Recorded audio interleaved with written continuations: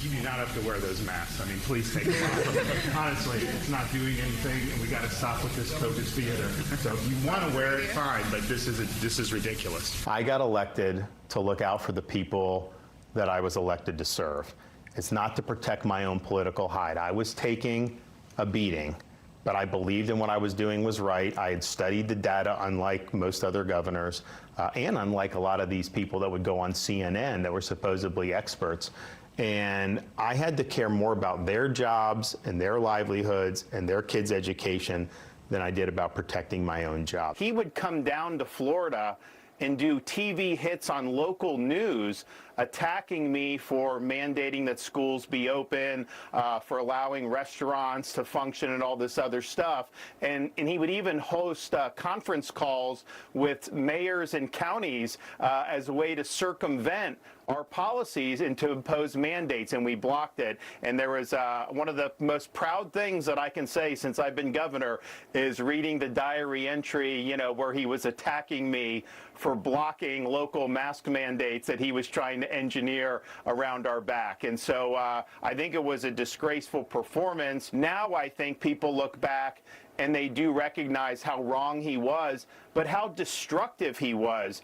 I think he's probably the most destructive bureaucrat in the history of the United States of America. That's Ron DeSantis, Florida Governor Ron DeSantis, on how he pushed back against Dr. Fauci's botched COVID lockdowns and mandates during the pandemic, even when it went against public opinion, and on how Dr. Fauci smeared him. And now look at this. The experts agree with Florida. Florida had less deaths per capita from COVID than states that locked down, like New York, Michigan, Pennsylvania, Ohio. Joining us now, Congressman Pat Fallon from House Oversight. Congressman, it's always good to see you. What do you make of Florida as the example of how to do it? Because in Dr. Fauci's diary, he called DeSantis a, quote, total jerk. But now Florida and likely more states are going to probe Dr. Fauci. He faces civil lawsuits and probes. What do you say? He should. He should get everything that he deserves, because you reap what you sow, Liz. And, you know, it's kind of ironic that Fauci is so short, because he was a walking tall tale. What he did to Governor DeSantis and to Senator Rand Paul was disgusting, because Governor DeSantis got it right. You didn't need draconian measures. You just trust Americans to live their lives. And and I'm so glad that you showed that graphic, because if I showed you data sets of California, Texas, New York, and Florida, two states took one approach to the other, and I showed you those blindly, you wouldn't even be able to tell which was which, because there was no spike in, as you said, infections, hospitalizations, or death per capita, whether you went on a draconian lockdown or you trusted people to live their lives. You know, now you got COVID task force coordinator Dr. Deborah Birx saying that basically Democrat-run states overdid it with their shutdowns. Watch.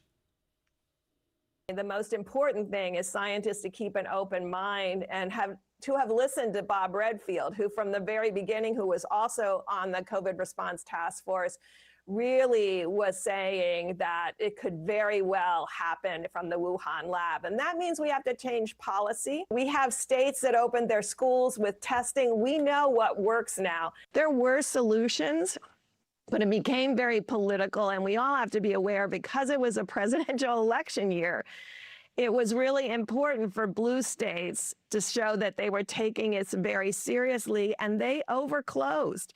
And we just have to be honest that happened. And that's why that discussion from both sides of the aisle and a resolution and a way to go forward is critical, so that we can do this right in the future. Wait a second. Why didn't Dr. Birx speak out sooner? Why didn't she say lockdowns were wrong? Why didn't she say it could have come from the Wuhan lab? She, in her book, she said Dr. Fauci, behind Trump's back, were altering recommended COVID strategies. So what do you make of Dr. Birx here? There's backlash. Now she's speaking out saying shutdowns were bad? Oh, too little, too late. We already all know that. And Liz, when you mix politics and medicine, there's two results. You get bad politics and bad medicine. I mean, you got to ask yourself, what did Anthony Fauci get right?